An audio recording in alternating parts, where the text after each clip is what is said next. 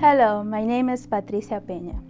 In my walk, I have encountered many moments in which I have questioned if what I can offer is enough. We see what others have to offer, and sometimes we think it's not enough. Or, on the other hand, we ask, where do I even begin?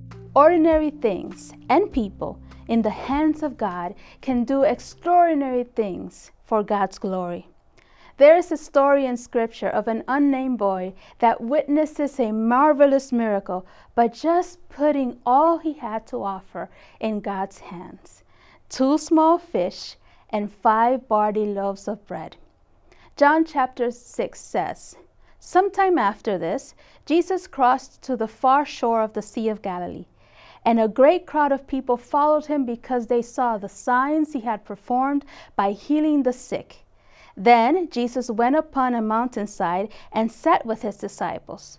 The Jewish Passover festival was near. When Jesus looked up and saw a great crowd coming towards him, he said to Philip, 'Where shall we buy bread for these people to eat?'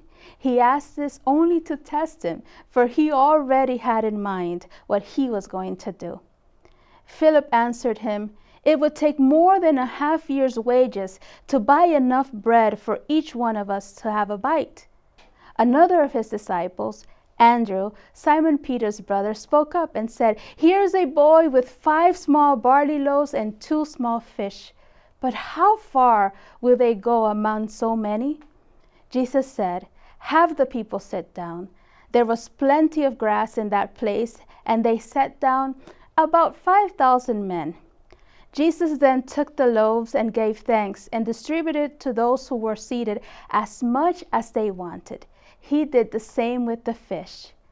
When they all had enough to eat, he said to his disciple, 'Gather the pieces that were left over. Let nothing be wasted.' So they gathered them and filled 12 baskets with the pieces of 5 barley loaves left over by those who had eaten. He gave it faithfully.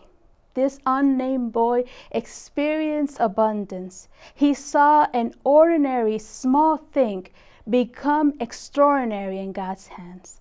And this is not the first time we see in Scripture God using ordinary people like you and I, or using simple things in God's hands to do extraordinary things for God's glory.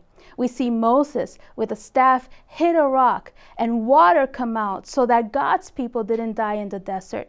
We saw Samson defeat 3,000 with a simple jawbone.